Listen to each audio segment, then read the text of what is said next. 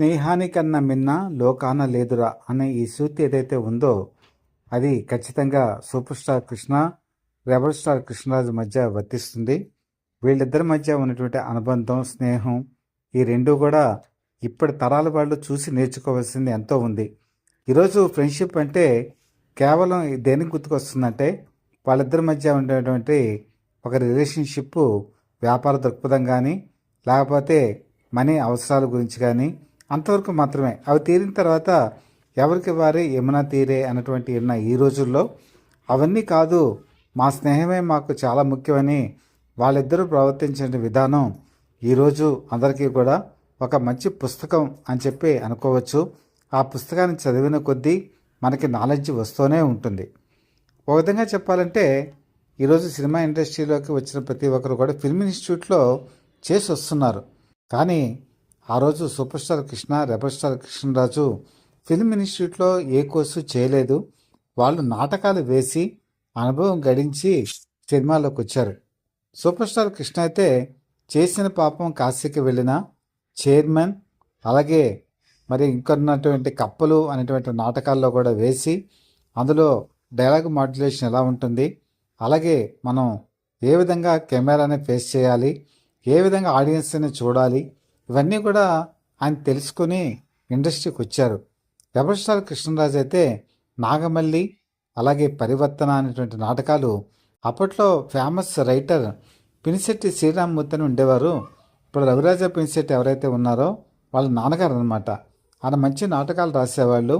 ఆ నాటకాలని స్ఫూర్తిగా తీసుకొని ఆ నాటకాలు రవీంద్ర భారతిలో హైదరాబాదులో ఆయన వేసి వాటి ద్వారా ఆయన కూడా ఒక ఏమంటారు ఎక్స్పీరియన్స్ అనుకోవచ్చు, అది గడించి ఆయన సినిమాల్లోకి వచ్చారు.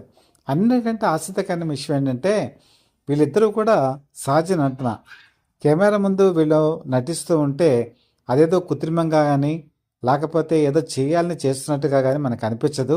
చాలా సహజంగా న్యాచురల్గా ఆ పాత్రలు ఎలా ఉంటాయో ఆ విధంగానే వీళ్ళు కూడా ప్రవర్తిస్తున్నట్టుగా మనకు అనిపిస్తుంది.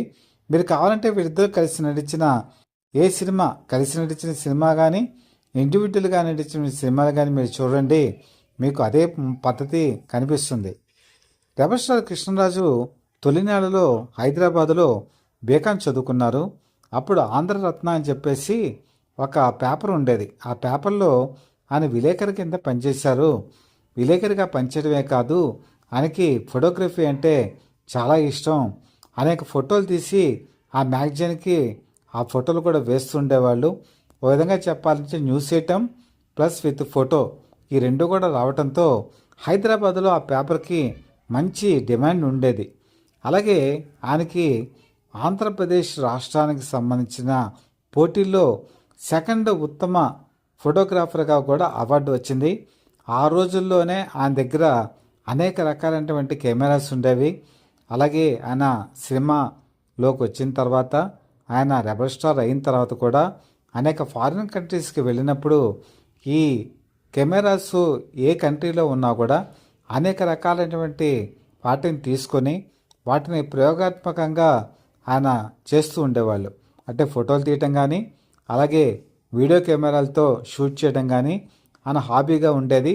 ముఖ్యంగా ఆయన ఫోటోగ్రఫీ తను సినిమాల్లో ఉన్నప్పుడు ఎక్కువగా తన నైపుణ్యం అంతా చూపించింది సూపర్ స్టార్ కృష్ణ మీదే. సూపర్ స్టార్ కృష్ణ మీద కొన్ని వేల ఫోటోలు తీయడం జరిగింది. నేనంటే నేనే షూటింగ్ దగ్గర నుంచి మొదలుపెట్టుకొని అలాగే ఇన్స్పెక్టర్ భార్య ఇలాంటి సినిమాలు ఏమున్నా కూడా షూటింగ్ యాప్లో ఉన్నప్పుడు తన కెమెరాతో ఫిల్మ్ లోడ్ చేసుకొని ఆయన్ని డిఫరెంట్గా తీసేవాళ్ళు. అలా కొన్ని వేల ఫోటోలు వాళ్ళిద్దరి మధ్య షేర్ అవుతూ ఉండేవి. అంతేకాదు ఆయన హైదరాబాద్లో ఉన్నప్పుడు 16mm రీల్స్ ఉండేవి ఆ రోజుల్లో.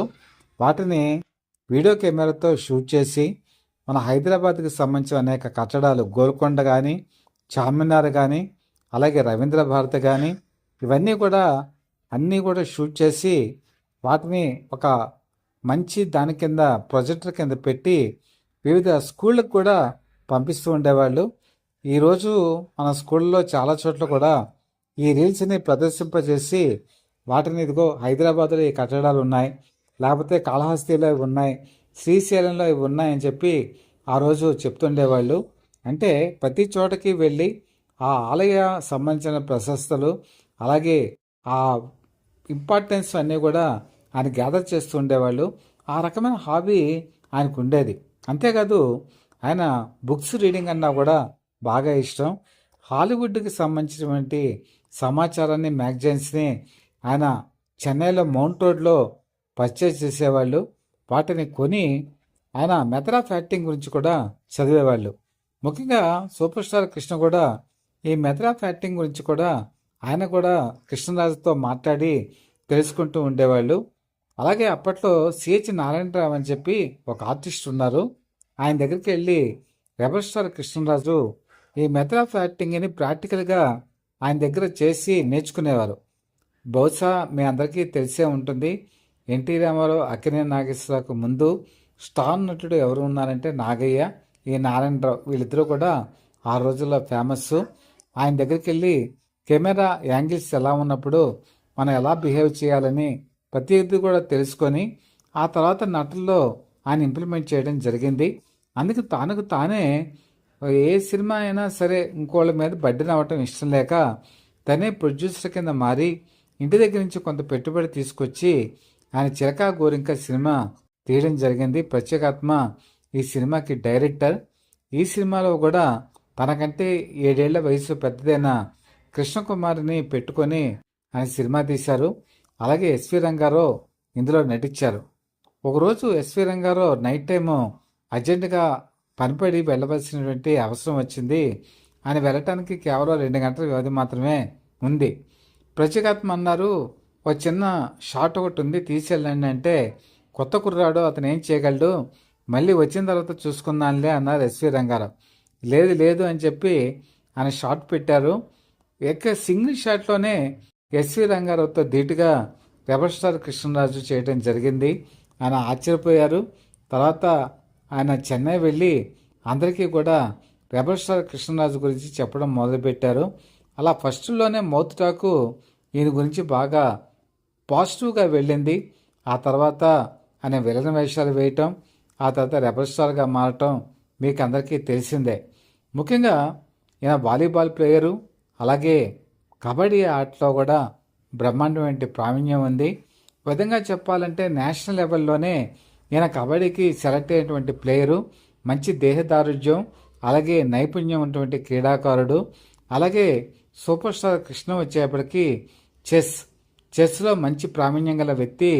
అలాగే బ్యాడ్మింటన్ కూడా చాలా బాగా ఆడగలరు. ఫిజికల్ ఫిట్నెస్ మెయింటైన్ చేయడంలో ఇద్దరు కూడా సిద్ధహస్తులే. అలాగే ఈవెన్ ఫైటింగ్ చేయటంలో కానీ లేకపోతే మరి మిగతా విషయాల్లో కానీ ఇద్దరు కూడా చాలా చక్కగా ఒకరికొకరు పొందిగ్గా ఉండేవారు. డైరెక్టర్స్ ఏం చెప్తే అది చేసుకెళ్ళేవారు. ముఖ్యంగా మీకు చాలామందికి తెలియని విషయం ఏంటంటే, ఈవెన్ రెబల్ స్టార్ కృష్ణరాజు వంటలు అందరికీ బాగా చేసి చేయించి పెడతారు. ఒక 4 వంట వాళ్ళు ఎప్పుడు ఉంటారని అందరికీ తెలుసు. కానీ ఆయనకు స్వతహాగా ప్రతి వంట చేయడం కూడా బాగా తెలుసు. వెజ్ కానీ నాన్ వెజ్ కానీ ఏ వంట అయినా సరే ఆయన అద్భుతంగా చేయగలరు. మంచి నైపుణ్యం ఉంది. అలాగే ఆయన తన స్నేహితులకి ఆ వంటల్ని తినిపించేంత వరకు ఊరుకునేవాళ్ళు కాదు. ఆయన వాళ్ళు తినేంత వరకు కూడా ఆయన హ్యాపీగా ఉండేటువంటి మనస్తత్వం. ఈవెన్ సూపర్ స్టార్ కృష్ణ అంటే చాలా అభిమానం. ఎందుకంటే ఆయన నిరాడంబరత, అలాగే అందరితో కలిసిపోయేటువంటి మంచితనం, అలాగే కలుపుగొలుతనం, బోళాతనం, అలాగే సినిమాల్లో ఆయనకు ఉన్నటువంటి యొక్క సింగిల్ టేక్లో చేసేటువంటి విధానం, అలాగే ఆర్టిస్టుల్ని ప్రోత్సహించేటువంటి విధానం, తోటి వాళ్ళని సహకరించేటువంటి విధానం, ఇవన్నీ కూడా రెబల్ స్టార్కి కృష్ణరాజుకి నచ్చాయి. ఆయన తన స్నేహబంధాన్ని చివరి వరకు కూడా ఆయనతో కంటిన్యూ చేశారు. దాదాపు 56 సంవత్సరాల పాటు వీళ్ళిద్దరి స్నేహబంధం నిరాటంకంగా జరిగింది. ఎక్కడ కూడా తారతమ్యాలు కానీ పొరపచ్చాలు కానీ లేకుండా జరిగింది. ఈవెన్ కృష్ణతో సినిమా అంటే తన క్యారెక్టర్ ఏంటి, తన లేకపోతే తనకి ఏమైనా వాల్యూ ఉందా, లేకపోతే ఇంకేమైనా ఉందా అని ఏమి అడిగేవాళ్ళు కాదు. అంతా కృష్ణ మీద భరోసా పెట్టేసి యాక్ట్ చేసేవాళ్ళు. తనదంతా ఆయనే చూసుకుంటారని చెప్పి ఒక భావన ఉండేది. ఈవెన్ సూపర్ స్టార్ కృష్ణ, పెద్ద కుమారుడు రమేష్ బాబన్న, అలాగే మరి మహేష్ బాబన్న, ఈవెన్ వాళ్ళ అమ్మాయి ప్రియదర్శిని అన్నా కూడా ఆయనకి చాలా ఇష్టం. ఒకానొక టైంలో ఆయనకి తెలుసు, మీ అందరికీ తెలుసు, పిల్లలు లేరు. పిల్లలు లేనప్పుడు ప్రియదర్శినిని అడాప్ట్ చేసుకొని పెంచుకుందామని చెప్పి కూడా అనుకున్నారు.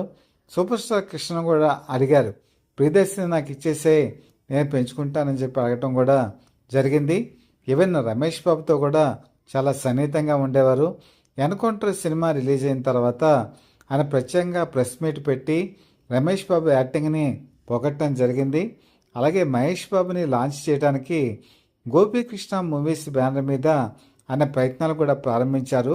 అయితే అప్పట్లో ఉన్న పరిస్థితుల దృష్ట్యా రాజ్కుమారుడు అశ్విని దత్ ఫిల్మ్స్ ద్వారా వాళ్ళు రాజ్కుమారుడు కె రాఘవేంద్ర డైరెక్షన్లో లాంచ్ చేయడం జరిగింది.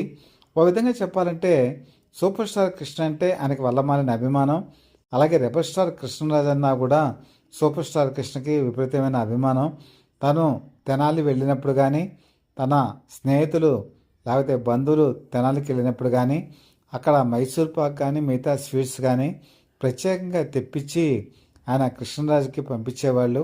అలాగే విజయనిర్మల ఏదైనా మంచి వంటకాలు చేసినప్పుడు కృష్ణరాజుని పిలిపించి వాళ్ళ ఇంట్లో కూర్చోబెట్టుకొని అలాగే మంచి మంచి వంటలు తినిపించేవాళ్ళు. అలాగే రెబల్ స్టార్ కృష్ణరాజు కూడా తను మంచి వంటలు ప్రతిరోజు చేయించి కృష్ణకి తినిపించందే ఆయన నిద్రపోయేవారు కాదు. ముఖ్యంగా విజయనిర్మల వియోగం తర్వాత, ఆ తర్వాత ఆయన ఒంటరిగా అయిన తర్వాత ప్రతిరోజు కూడా ఫోన్ చేసి సూపర్ స్టార్ కృష్ణ క్షేమ సమాచారాలు అడిగి ఆయన ఏం తింటున్నారు, ఏం తినట్లేదని తెలుసుకొని ప్రత్యేకంగా ఆయన క్యారేజీ పంపించేవాళ్ళు. అలాగే అవసరమైతే తను వెళ్ళి మాట్లాడేవారు. ఒక్కొక్కసారి వాళ్ళ ఇంటికి కూడా తను ప్రత్యేకంగా తీసుకెళ్ళి భోజనం కానీ టిఫిన్ కానీ పెట్టేవాళ్ళు. చివరి రోజుల్లో ఆయన ప్రతి అడుగు కూడా ఆయన తెలుసుకుంటూ ఉండేవాళ్ళు. అది నిజమైనటువంటి ఫ్రెండ్షిప్. అలాగే కృష్ణరాజు అన్న పంచ ప్రాణాలు పెట్టేవారు సూపర్ స్టార్ కృష్ణ. ఇదండి ఒక వ్యక్తి జీవితంలో ఇన్ని కోణాలు ఉంటాయి. ఒక జర్నలిస్ట్గా, ఒక ఫోటోగ్రాఫర్గా జీవితాన్ని ప్రారంభించి ఒక నాటక రంగానికి వెళ్ళి, నాటక రంగం నుంచి రెబల్ స్టార్గా మారి, తర్వాత రాజకీయాల్లోకి వెళ్ళి ఒక కేంద్ర మంత్రిగా పనిచేసినటువంటి రెబల్ స్టార్ కృష్ణరాజు తన జీవిత పయనంలో ఎన్ని మెట్లెక్కినా, అలాగే సూపర్ స్టార్ కృష్ణ రాజకీయాల్లోకి వెళ్ళి అలాగే తన సూపర్ స్టార్గా ఎదిగినా కూడా, ఎన్ని మెట్లెక్కినా కూడా వీళ్ళిద్దరూ కూడా ఒకరినొకరు మర్చిపోలేదు. ఒకళ్ళ చెయ్యి ఒకళ్ళు విడవలేదు. చివరికంటా కూడా వాళ్ళు నిలబడ్డారు. కష్టాలు సుఖాలు రెండూ కలిసి పంచుకున్నారు. ఒకళ్ళ కన్నీళ్ళు ఒకళ్ళు తుడుచుకున్నారు. ఒకళ్ళ ఆనందం ఒకళ్ళు పంచుకున్నారు. జీవిత చర్మాంకంలో కూడా ఇద్దరు కూడా ఒకరికొకళ్ళు తోడుగా నిలిచారు. ఇది ఈరోజు కమర్షియల్ యుగం, ఈ వ్యాపార దృక్పథం ఉన్నటువంటి ఈ రోజుల్లో, ఈరోజు పని అయిపోయిన తర్వాత ఎవరికి వారే ఏమైనా తీరే, ఒక బంధుత్వం లేదు, ఒక ఫ్రెండ్షిప్ లేదు, ఒక మానవత్వం లేదు అన్నటువంటి రోజుల్లో అది ఉంది, మేమున్నాము అని నిరూపించినటువంటి ఈ ఇద్దరు కూడా సినీ పరిశ్రమకి ఒక ఆదర్శం. ముఖ్యంగా ఇలాంటి ఆదర్శ పురుషుల్ని మనం ఎప్పటికప్పుడు గుర్తు తెచ్చుకుంటూ ఉంటే మనకి కూడా ఒక మోటివేషన్ అనిపిస్తుంది. అటు కృష్ణ అభిమానులు కానీ, ఇటు కృష్ణరాజు అభిమానులు కానీ ఇలాంటివి స్ఫూర్తిదాయకంగా తీసుకోవాలని, తీసుకుంటారని నేను ఎప్పుడూ కూడా భావిస్తాను. ముఖ్యంగా అన్నిటికంటే బాధాకరం ఏంటంటే రెబల్ స్టార్ కృష్ణరాజు మంచి నటుడు, చాలా మంచి పాత్రలు వేశారు, ఎన్నో ప్రయోగాలు చేశారు, విప్లవాత్మకమైనటువంటి మార్పులు కూడా సినిమా ఇండస్ట్రీలో చేశారు. కానీ ఆయనకి కనీసం పద్మశ్రీ లాంటి అవార్డు రాలేదు. పద్మభూషణ్ కాదు, ఇంకా అంతకు మించి అవార్డులు రావాలి. కానీ ఒక పక్క సూపర్ స్టార్ కృష్ణ కూడా దాదాసాహెబ్ ఫాల్కే లాంటి అవార్డులు కూడా రావాలి. కానీ ఈరోజు ఒక అవార్డు కూడా రానటువంటి రెబల్ స్టార్ కృష్ణరాజు చాలా బాధాకరమైన పరిస్థితి. మరి అది ఎందుకు రాలేదు అన్నది ఒక క్వశ్చన్ మార్కు. మరి దాదాసాహెబ్ ఫాల్కే లాంటి అవార్డులు కృష్ణకి ఎందుకు రాలేదు అన్నది కూడా ఒక క్వశ్చన్ మార్కు. ఇలా మహానటులు చాలామంది అవార్డులు అందుకోలేదు. ఈవెన్ జయప్రద తీసుకున్నా, జయసుధ తీసుకున్నా, వాణిశ్రీ తీసుకున్నా, ఎస్వి రంగారావు తీసుకున్నా, మహానటి సావిత్రి తీసుకున్నా, వీళ్ళెవ్వరికీ కూడా కనీసం ఒక పద్మశ్రీ అవార్డులు కూడా రాలేదు. అది ఇప్పటికీ కూడా అభిమానులు బాధపడుతూ ఉంటారు. ఇప్పటికైనా సరే వాళ్ళకి ఏదైనా మంచి అవార్డులు కనుక వస్తే సంతోషిస్తారు అభిమానులు. అవార్డులు రాకపోయినా కూడా అభిమానుల గుండెల్లో వాళ్ళకి చిరస్థాయి స్థానం ఉంది. ఆ అభిమానం, ఆ ఆత్మసంతృప్తి చాలు వాళ్ళకి ఎంతో అవార్డులు ఇచ్చినట్టు లెక్క కింద భావిస్తారు. ఏదైనా సరే వీళ్ళిద్దరి మధ్య అనుబంధం, ప్రేమానుబంధం, స్నేహం కలకాలం నిలిచిపోతుంది, చిరకాలం ఉండిపోతుంది. ఈ సినిమా ఇండస్ట్రీలో ఉన్నంతకాలం, ఈ సినిమా ఇండస్ట్రీలో సినిమాలు తీస్తున్నంతకాలం, ఈ సినిమాలు ఆడుతున్నంతకాలం వీళ్ళు మాత్రం అందరి హృదయాల్లో నిలిచిపోతారు, అభిమానుల గుండెల్లో మిగిలిపోతారు, స్నేహానికి ప్రతీకలాగా మిగిలిపోతారు.